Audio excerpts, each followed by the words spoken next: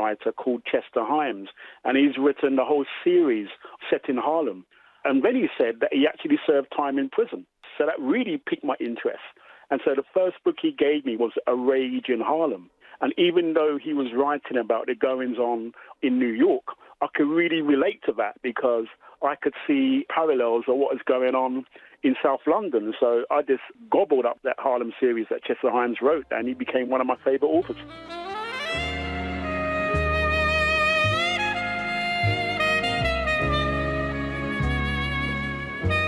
Jackson climbed 3 flights of stairs and rapped on a red door in a brightly lit hall.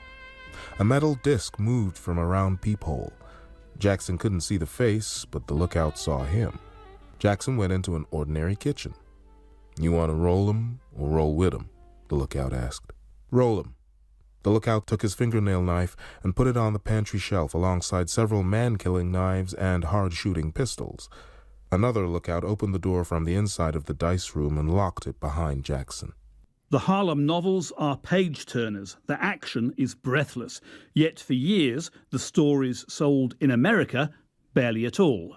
They remained largely invisible for a very long time in the United States until he was kind of discovered in the mid to late 60s when his sort of aesthetic started to match up with what was going on, the Black Power movement, Black is Beautiful, et cetera, in the 60s. And that really sort of meshed pretty well with what Himes was doing in his novels. So then all of a sudden he started to take off a little bit in the United States, whereas a whole generation grew up on Chester Himes in France. But in 1980s London, as Alex Wheatle saw it, the echoes of daily life for people in the then mainly black district of Brixton were clear. What was very distinctive was about the setting, Harlem itself. I mean, I could almost smell the streets, smell the crime and smell the characters. It was so vivid to me. And also the issues that he addressed. I've never seen that in any kind of black fiction up to that point, not in his raw way, especially with the dialogue he used and the setting he used and the characters and what they got up to and what they represented. And for me, it was the closest thing to what was going on in Brixton that I'd ever read.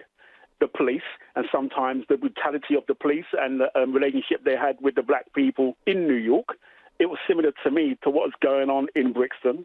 When you come to urban areas like Harlem or Brixton or anywhere else, sometimes the violence does shock you, even though I found it gory at times and I had to flinch. I could no doubt recognize that kind of violence and rawness. Himes seems an obvious candidate for the big screen treatment. There were 2 adaptations in the early 1970s, but the most recent film was of A Rage in Harlem in 1991. Alex Wheatle believes Himes is long overdue a revival. Without him as inspiration, he may never have become a writer. I became more confident to present my narratives for reading Chester Himes, and I knew that it had already been done and it was valid. Assalamu alaikum wa rahmatullahi wa barakatuh. First of all, we would like to welcome you today on the release of Royal Commission report. My name is Ahmed Khan. I'm the General Secretary of Muslim Association of Canterbury, which is the organization that runs Masjid An-Nur, this mosque, where 44 lives were lost March last year. Just a bit of housekeeping in case of any emergency. Emergency door is on my left, and the gathering is pointed outside on the grass area. Thank you for coming today. I would like to introduce the following individuals who are sitting before you. Muhammad Jama, the President of Muslim Association of Canterbury, Masjid An-Nur, and we have Aiden, the father of 3-year-old Shahid, Muad, and we have Taj Muhammad Kamran, the bullet injured. Myself is Ahmad Khan, and this Imam, we got Imam Latif. He is the Imam of Lanewood Masjid, and we have Abdi Ghani Ali, the spokesperson of media for Muslim Association of Canterbury, and Imam Gamal Foda, the Imam of An-Nur Masjid, which is this mosque, and we have Anthony Green, a Muslim community member. We have Faisal Saeed, the General Secretary of Lanewood Islamic Charitable Trust, and we have another Faisal, who is the trustee of Lanewood Mosque. Again, I welcome you. I will now ask Abdul Ghani Ali to explain the content of today's press conference. Thank you, Ahmed. Assalamu alaikum, kia ora koutou. As Brother Ahmed said, we are here today at Masjid al-Nur, where 44 lives were lost, and also we have members of Masjid Linwood, where 7 lives were lost, and many more was injured. Today we'll be discussing key messages from the Muslim Association of Canterbury and Linwood Islamic Centre, and those messages that they would like to convey in regards to the public release of the report of the Royal Commission inquiry into the terrorist attack on Christchurch Masjids on March 15, 2019. Before I go into the media release and statements, I would like to invite Imam Abdul Latif to start with the passages of the Holy Quran. So, welcome, Brother Abdul Latif. Yeah. Kia ora and good afternoon to everyone.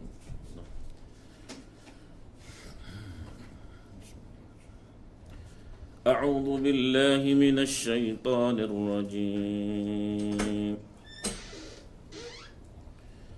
بسم الله الرحمن الرحيم. إن الذين قالوا ربنا الله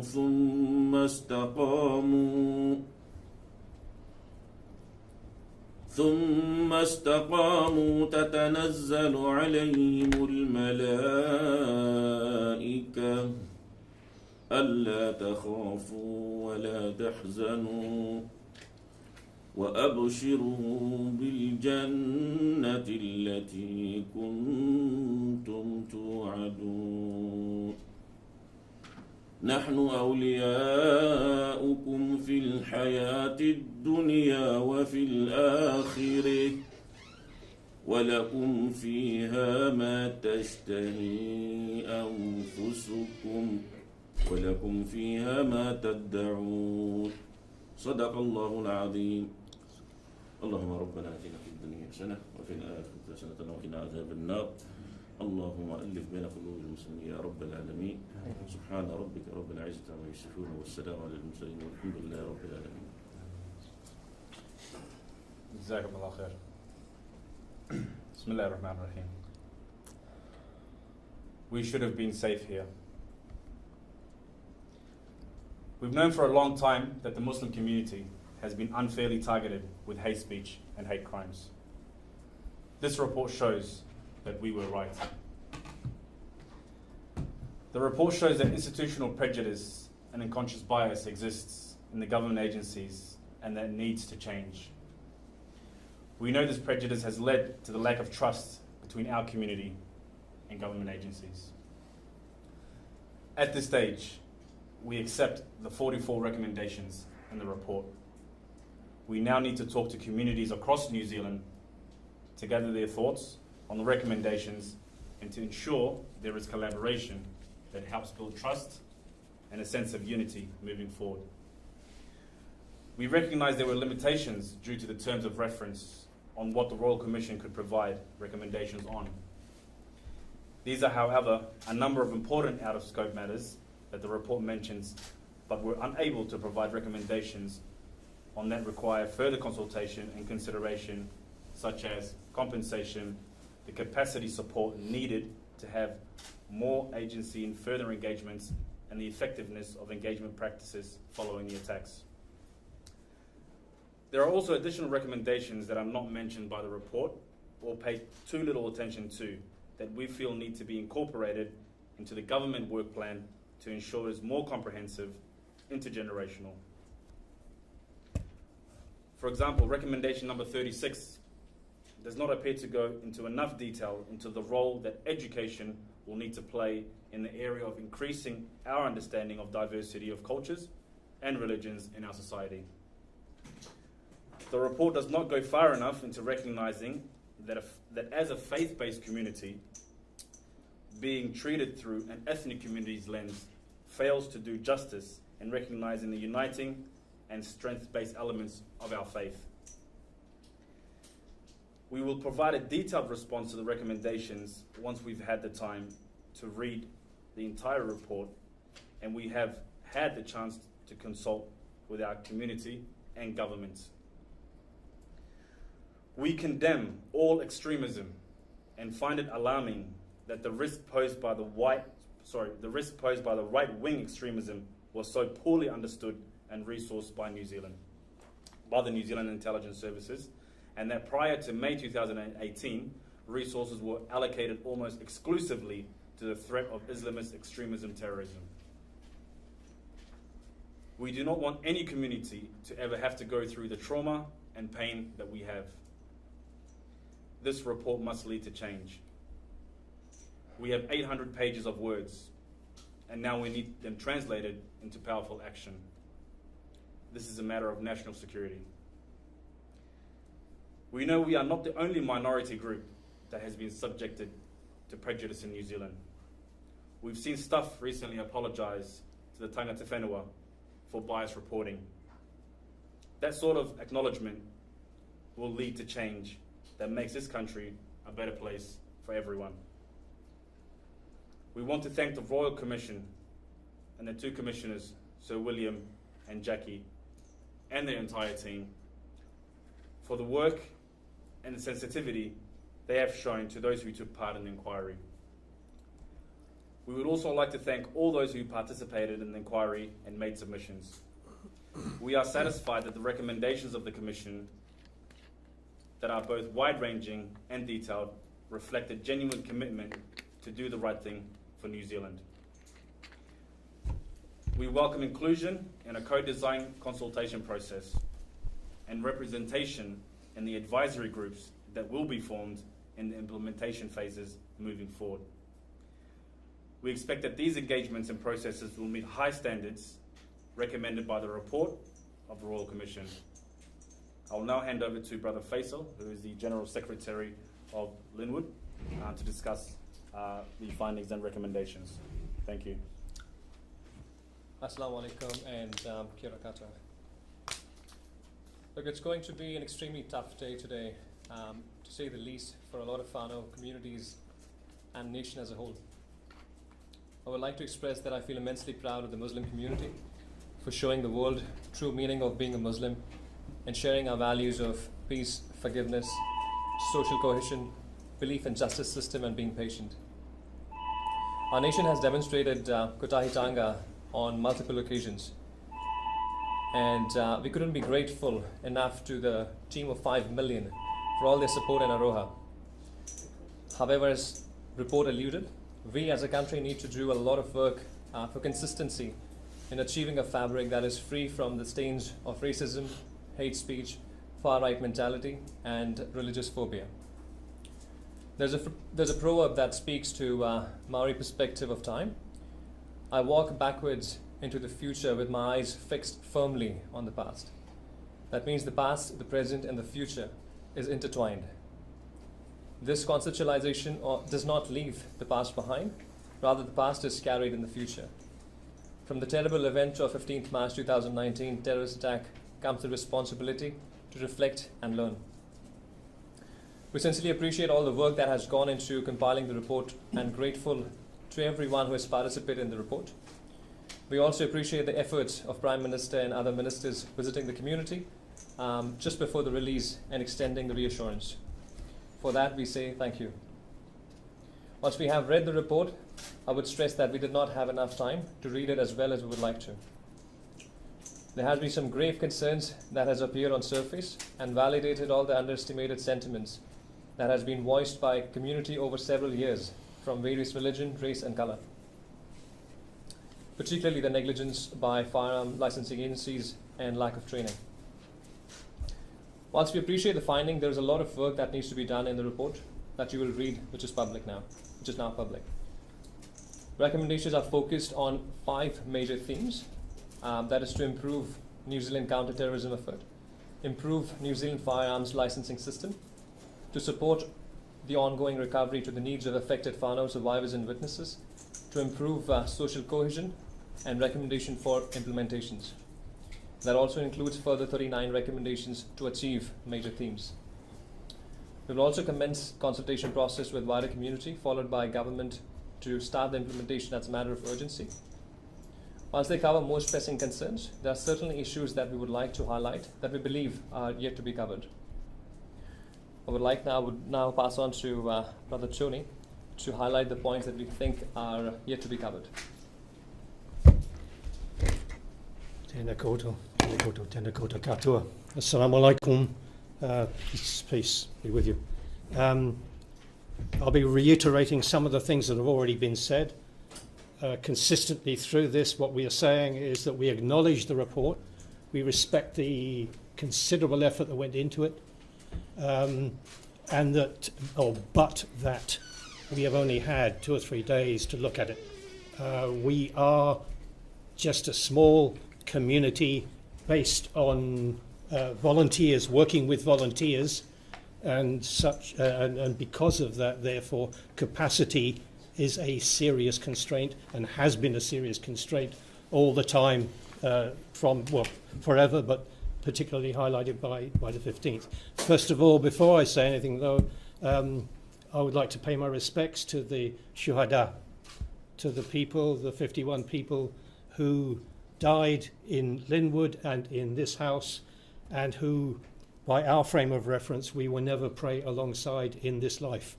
It is a huge loss. We pray for the best of them. We remember their families. This is, by my reckoning, if my maths is correct, this is 634 days since the 15th of March. Our community has been a story, and what people are now trying to do is get a life back. And that's very significant. We have people here whose loved ones went out and never came home. We do not want that to happen to anyone. Our families need to know, they need to make sense as to what happened and how and why. I'd also like to acknowledge what we call the bullet injured. We have many people, we have people here today as well who were injured in the attacks, and this is, I say here, just a personal statement.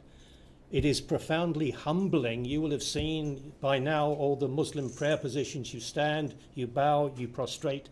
It is profoundly humbling to see people who we know, we can't know their pain, but we do know that they've got great nerve damage, and we do know that they've gone through major operations, and it's profoundly humbling to see them not missing out on any step, actually bowing completely and going through it, not looking for excuses, and then coming up to you afterwards and saying, "How are you?" and smiling. And you look at them and you say, well, it seems a foolish question. How are you? But these are significant ongoing issues. We'd also like, personally I want to sort of stress this, to take a moment to express our thanks to the countless people globally who have put out so much for us. In the period after March 15th last year, again a capacity issue, we never had the time to thank them. And there's so many who offered help. Kids in schools on the coast, kids in schools over in Canada, a small school in Ikatahuna in the northern Wairarapa who put together all their toys into boxes, and we never had the time to thank them. We had people who offered to take members of our community out fishing and so on, and yet members of the community are not in a position to take up those offers. So a profound thanks to all of the people who offered all that they offered. It's already been said that we accept the recommendations in general, but there are matters that we will wish to address once we've had the chance to consult more widely and read more thoroughly into this. In order to achieve, there are two areas I'd like to highlight in this report though. First is that one of the many concerns from this dreadful experience is that no other community has to go through to suffer what this has gone through. That's been said already, but it has to be stressed. We do not want anyone else anywhere. That's why nobody in our community talked about revenge. The dominant narrative globally is on revenge. Nobody in our community talked about revenge. We don't want anyone to suffer what our people have gone through. In order to achieve that, the questions that are asked in the national dialogues that must take place must understand the chains of causation that led to this. Hate is like a fault line in society. Hate is like a fault line in society. You ignore it, and we all leave ourselves open to harm. And that harm can go to any other community. We've seen this globally. In Canterbury, we understand fault lines. We know about fault lines. We know the damage they can do. You rebuild differently because you recognize them. The same must go with this. The second, because of that, because of those fault lines, the ripples of hurt have gone out. Of course, our community is hurt, but we have many people who have experienced what they should never have experienced. First responders, medical staff, neighbours. We have neighbours. I'm thinking of a particular man who cannot walk down Dean's Avenue anymore. He can drive down it, but he cannot walk down it. The hurt goes out, and because it could happen to anyone else, and because this is the nature of the hurt, this has to be recognised as a national issue. New Zealand has to own this. This is not for Muslims to push the agenda alone. New Zealand has to own this because it could hurt anyone else. We pray it doesn't. The second point of the 2 points I want to make is this whole question of ethnic community and faith-based community. The report makes extensive and repeated references to ethnic communities. The Honourable Priyanka Radhakrishnan has been appointed as the Minister, and I think the correct title is on Diversity, Inclusion and Ethnic Communities. We are a faith-based community. We have 45 or 50 different nationalities. Over the last 20 years or more, and this has been said over and over again, Muslims have been vilified in parts of the global media and by certain politicians and significant individuals. What that means is that Muslims have become accustomed to being the targets of scrutiny, of security attention, and of suspicion. We have been labelled and we have been stereotyped. I would turn your attention to volume 3 of the report, paragraph 84, page 464. Volume 3, para 84. The Commission said the GCSB informed us that in the second quarter of the 2018-2019 financial year, it received 7,256 intelligence reports from international partners about terrorism and violent extremism. None of those reports related to right-wing extremism. None of them. 7,256. That question of faith, on the 15th of March, we were attacked. We were targeted and attacked on the basis of faith. Not ethnicity. Not ethnicity. But in the time after the attacks, it was faith that carried these people through. It was faith that our community drew on deeply to get them through. We played compassionate host to streams of visitors coming into this place. We had people bursting into tears outside. We had policemen and the rotating thing coming from the North Island and all across New Zealand who themselves said they couldn't bring themselves to come in because they saw the tears that people shed outside. So our behaviour, we believe, gave the lie to those stereotypes and those labels of prejudice. The report will take months to digest, but the question really is, what is the work? Labels and stereotypes can take us all into very dark places. Our call to all of New Zealand is for a caring New Zealand and caring New Zealanders to remember when we came together. It is to understand what we all share, what we all long for, and it's to fight against prejudice. And I'll take you right back, and I'll finish here, but I take you right back if I can find it, and I probably won't. It's Norm Kirk's words back in 1969 about what New Zealanders want. 4 things that matter to people. They have to have somewhere to live, they have to have food to eat, they have to have clothing to wear, and they have something to hope for. That is no different for us. And the hope that many of us have had, and many of the families who've lost loved ones, that hope was dashed, and they're now trying to rebuild their lives. Thank you. Thank you very much. And I'd just like to acknowledge Jannah and Hazim, who's just walked in, who lost their son Hussein, which was one of the 51 precious lives, and they just walked in late, so I'd like to acknowledge them.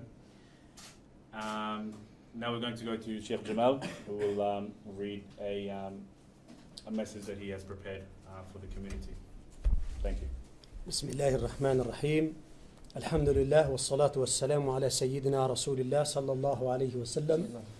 First of all, I would like to make the dua for our shuhada to be in the highest paradise, and I would ask Allah subhanahu wa ta'ala to give the patience to the families and also to give speedy recovery to the injured and all our community in New Zealand who suffered from the prejudice and pain because of 15th of March.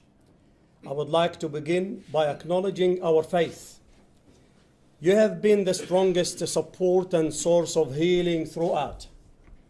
This is not a culture, but an integral, intrinsic, core part of who we are. We share this with a quarter of the planet. Without an ability to strengthen this, to restore its dignity, and to grow understanding of its beauty, we struggle to see how true belonging can be achieved. Every person should have the opportunity to practice their faith in peace and to feel this element of themselves has a place here in Aotearoa. It is part of our anthem. Men of every creed and race gather here before thy face, asking thee to bless this place. God defend our free land.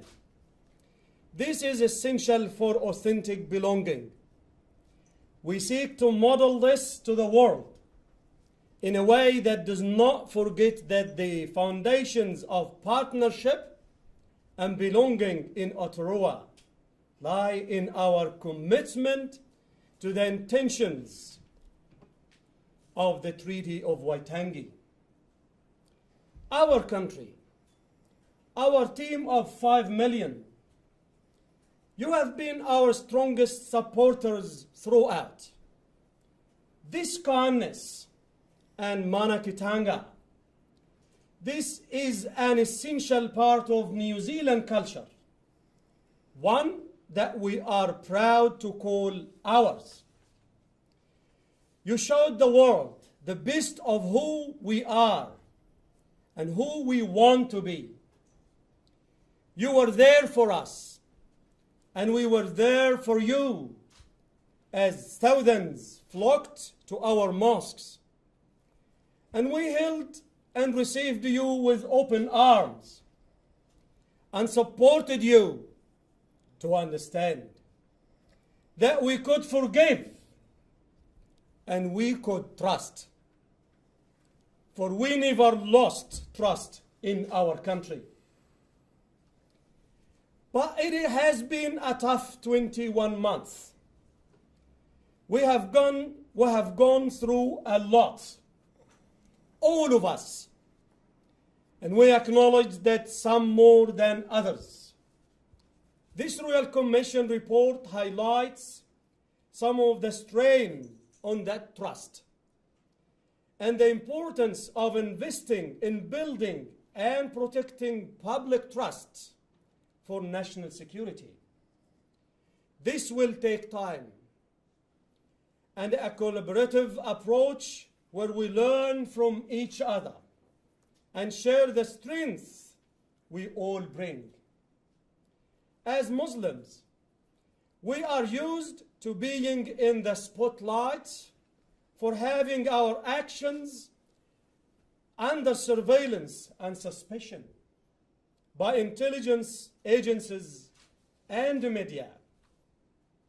We strive to uphold our faith as a 24/7 reality, with the very real fear that others with the same faith, even on the other side of the world, might be impacted by our behavior and actions.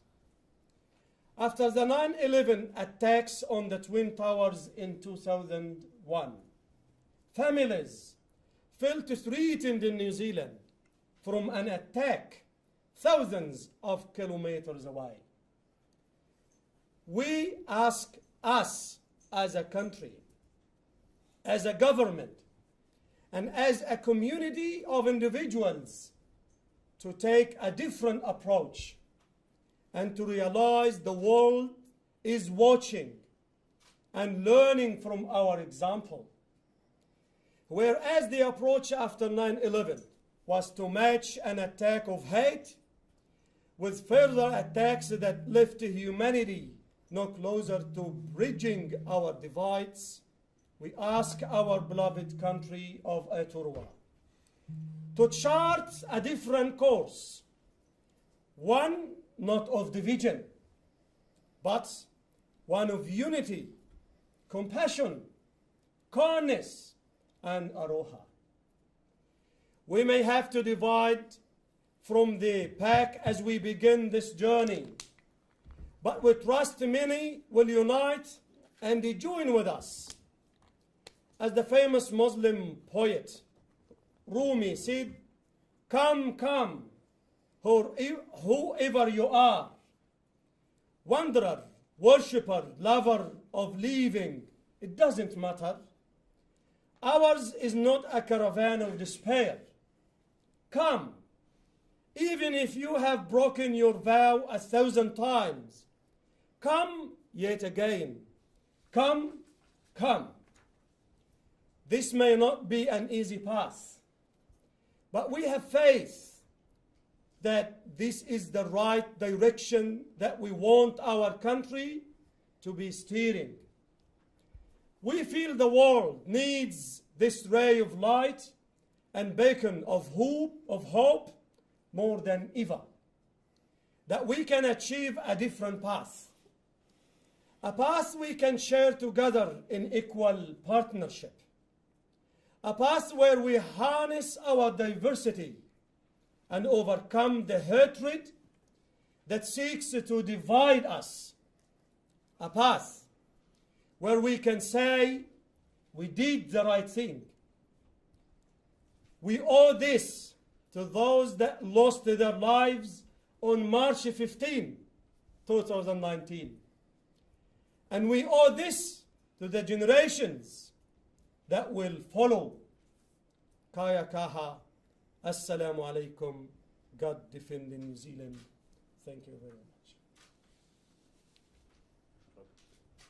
Okay, so we will open for questions now from the media. The report appears to confirm your views that there's too much focus by intelligence agencies on Muslims. Do you have faith that that can change now? Well, look, the government has promised dialogue and it promised to have a more of an inclusion into building this new Secret Service agency. And I think that will only change if it starts from the grassroots, really. So we welcome the government's approach into having a more inclusive dialogue with our community. And we'll just have to wait and see. It's still fresh, it's still new. We have to give our government an opportunity. But we won't keep silent. So if it does not happen, we will definitely make it known. Do you think people accept the apologies that we have heard from the government and the police? Well, I can't really, speak for the victims. That'll be a question straight for, the victims and their families. Apologies, can go a long way, but I think change and action is a lot stronger. So we are looking for change and we are looking for action. The report also says, witnesses are the forgotten victims. Is that still the case? Tony? Yes. I mean, I was asked to serve as the media spokesperson for a period of time after the attacks. And I came to say along the track, I cannot speak for somebody who's lost their husband, their son, their brother. I cannot. I cannot speak for somebody whose body is peppered with bits of lead. I cannot. The best I can be is a bridge. I wasn't even here on the 15th. I was overseas, right? But I've been hurt by this, and all of us have been traumatized. And so, okay, I attended the 4 days of the hearing at the court, and I was queuing up outside. I had to wait in the public thing. There's a Maori guy there, and I looked at him. He looked familiar, and I said, "Kia ora, are you Len?" And this is Len Penihar, who used to live over here. And he was the one who was pulling bodies over. And I asked him, I said, stupid question, but what are you doing here? He said, I want to see justice done.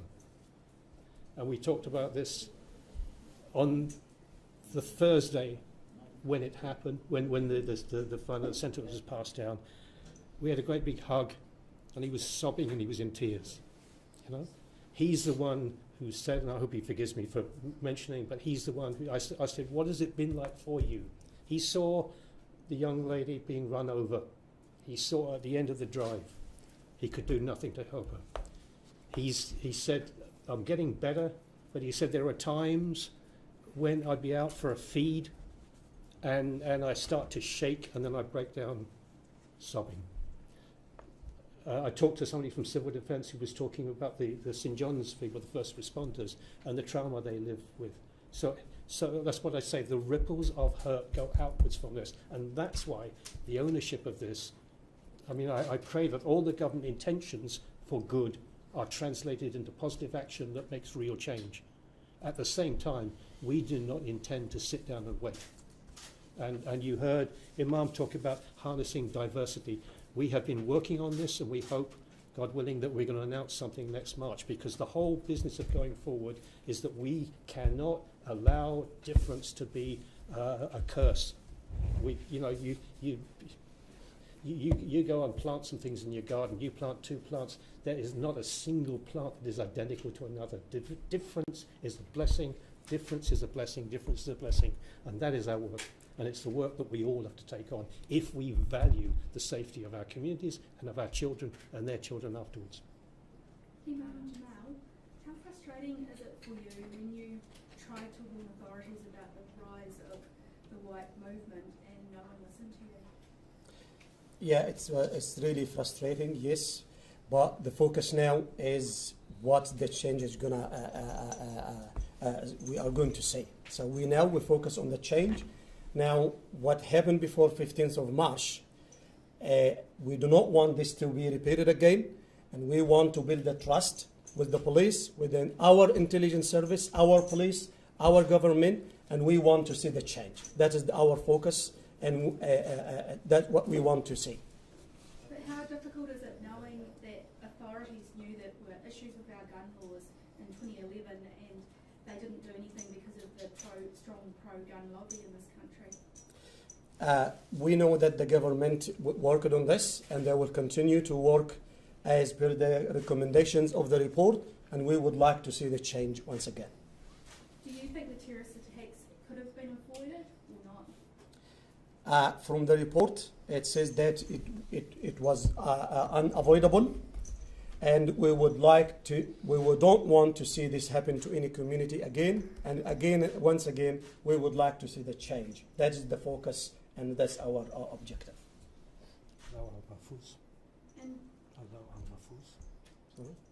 Accepting the idea of testimony. Yeah. In our faith, we have the al-qada wal-qadar, that everything happens by the permission of God, and this is part of our faith, that that would bring a healing to us all.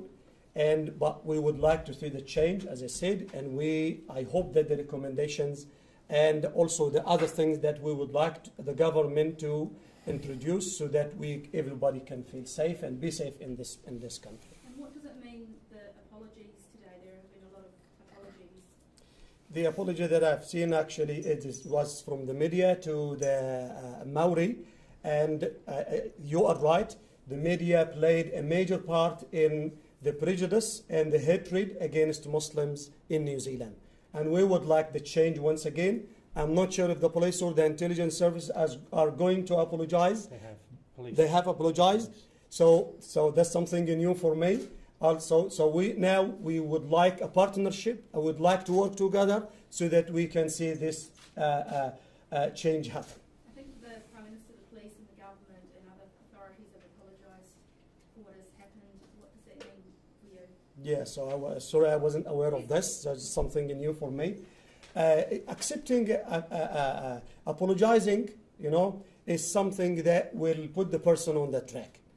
I am a primary teacher. When the child, have a problem with other child and apologize, and then the other child accept, and then now we need to have a plan so that we can go forward and to see the change that everyone is looking for in this beautiful country. Can I throw in something that sounds facetious? Would you fly on a 737 MAX? You know, I mean, the promise has been made by the aircraft company that they fixed it. I want to see the proof. You know, it's a bit hard, but the real change, and the change must be in what ordinary people require of one another, not to allow Aya, your daughter, she was talking about, she lost her brother, she was talking about the little things that people say and you just laugh it off. You know, and actually it's subtle racism. And when we accept these subtle racisms and we don't say anything, you know, you don't join that and you don't permit it, you say, no, you're on the wrong track there, pal. You know, and so it's all of us in this. And to say my son lost his job because of the racism, and he stayed a couple of months without a job. Yeah, and for me the apology is a good start to move on. It's a good start. Another one. This word will happen. If it will happen, we are not for the focus of what happened was wrong. We need how to fix it. And already now say 1 year and a half this action. First one for the Shuhada, there were 51 families allowed to China, and always the people injury we look after that one. Already we starting work together and very closely, department for the government, starting Dream Minister, up to defense, up to police, up to health, work together all of them. And also the media, we need to the government right way.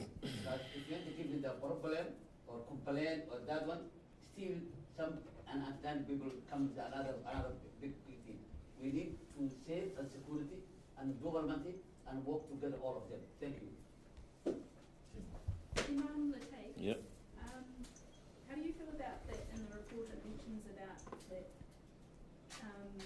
the main reference for to get the gun licence only spent 21 days with him? Is that good enough? You mean In getting him to give the gun licence, the main referee? Of course, the whole thing is wrong from the beginning. I mean, if you see the acquisition of the gun itself, it wasn't done the right way. So there was not enough, or I should say, if somebody who can a reference that will, he couldn't provide a reference, and yet he was offered the gun. I mean, it was sold to him or whatever. He managed to get it gun. So the whole thing is wrong from the beginning. So talking out beyond that, I see no use in talking about is it good or is it not good. The whole thing is wrong from the beginning. So the fundamentals should be cleansed, you know. So we should, once we made the law, we should follow the law, and the right thing should be done. So did the police let you down by not vetting him properly? Well, I won't say the police let me down. The thing is that, in the report just now, Mr. Tony just mentioned that there were thousands of people being investigated, and not a single one out of all this is the far-right people. So this is a big challenge to the community. I mean, as far as we're concerned, yes, there may be issues around the world. I mean, when it comes to media, especially focusing on Muslims. But one thing we should know that there are other people committing crimes, and we hide it, and this is very wrong. You see, all what the media uses, as far as we're concerned in Islam, I should talk about the false witness, lying, and the column, you know, the pen that you use. All these things are very sacred in Islam, you know. Shahadat al-zur and kadhb and qalam, they are very sacred as far as we Muslims were concerned. So if those things are not used properly, this is what happens. And it could be If you yourself, you could be the victim tomorrow. So why not use those things properly? Tell the truth. You don't qila wa qali, you know. I heard, you know, over here and there, and you know, false witness, lying, misuse of your pen. So you should be very careful in using these things. These are the main things that cause problems around the world today. Yep. Okay. So we'll just take maybe. Can I add something very important? Of course. Yeah. Before 15th of March, a couple of months, the neighbor of Hussein's was annoying Hussein because he was chasing him and seeing Hussein is crying, and that's why Hussein just all the time he closed the curtains, and Hussein went physically to the police station twice and told them, this guy is bothering me because I'm praying and I feel not confident. But the police did nothing. Not safe. Nothing. Yeah. And after that, when the 15th March happens, after that, I've heard from the other neighbors that they caught the Hussein's neighbor, and he had weapons. Yeah, and he is in the jail. I didn't hear from the police, but I heard from the other neighbors. So why the police didn't listen to him to avoid any problems in the future? So it's just before his death. And it's killing me every day.